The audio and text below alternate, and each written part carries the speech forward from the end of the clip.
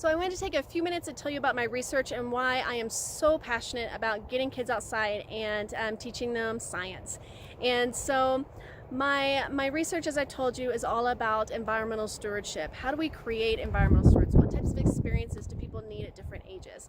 And the research basically boils it down to two things. This is both the research before my work and with my work. It all kind of culminates to these two factors: frequency and consistency. So when we're talking about frequency, we're talking about getting them outside, I don't know, at least once a week, right? It needs to be relatively frequent. Part of their weekly schedule is that these kids are getting outside and engaged with nature in some way. And so obviously with your kids being in this class, that is meeting that criteria.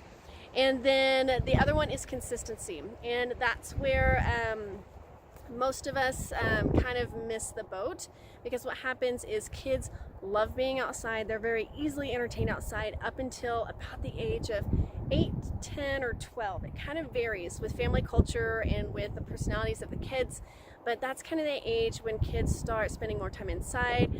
This could be working on their academics, it could be playing sports, it could be playing video games, right? It could be a lot of different things, but this transition starts happening right around that age. And the key is for establishing environmental stewardship that's really deep and really ingrained, you want to keep that consistency throughout their childhood.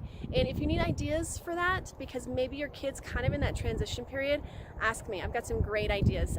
Essentially, you just want to change it from being just, hey, go play outside with sticks, right? Because they're, too big for that, to, hey, let's learn how to rock climb together. Let's learn how to read topographic maps together, and let's go for a hike, and let your kids organize the entire thing, have the compass, and guide you on the hike. So now you're teaching them how to essentially be an outdoor guide, right? So that's kind of one of the strategies that you can use for transitioning your kids to more of a kid outdoor play to a teenager having responsibility and still spending quality time outside with the family.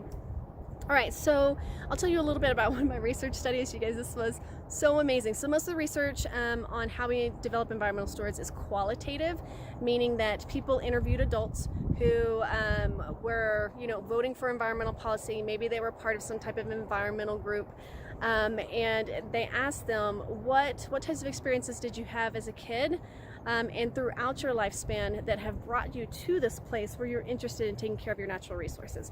And then people take those stories and they analyze them and they find common trends. What my work did is I actually interviewed adults who were at Texas Tech University around 2000, and I had them retrospectively look at how they spent their childhood. So how frequently did you go outside? What did you do when you were outside? Who were you with? How did that change at different age groups? And based on the statistical analysis, which this is really, really cool because I had a huge sample size, 2,000 people, right? Based on the statistical analysis, it showed that really any type of experience where you're getting your kids outside frequently and consistently is going to lead to environmental stewardship.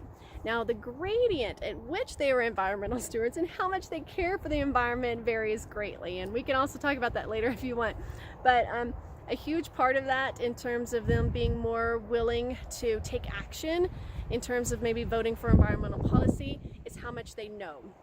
So there's this saying that we love what we know, and we care for what we love.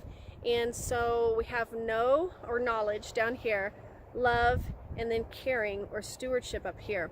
And so what we do in this class is we cover this know part. And I'm teaching them the names of the trees. This is a one-seed juniper, right? We teach them the animals that eat the berries from the one-seed juniper. We talk about the soil that the one-seed juniper grows in and why sandy soils are totally okay for junipers because they're adapted to live in dry climates. And so we try to talk about this whole picture so that they have a better idea of the environment around them and what it does. It's like a relationship. It's like meeting a friend, right? If you know your friend's name, then you have developed that relationship. If you know what your friend likes to eat, then you've developed that relationship a little bit more. If you know where your friend likes to go on vacation, then it keeps kind of developing that relationship, right? So you have the knowledge, and then comes the love, because you've spent time developing that relationship. And then once we have the love part, then that's when people are not only willing but really interested in caring for their natural resources. So I hope that gives you a little bit of background on me and what I've studied and why I think it's so amazing that you guys have signed your kids up for this class, because it really does make a difference. Oh, all right. Bye. Have a good one.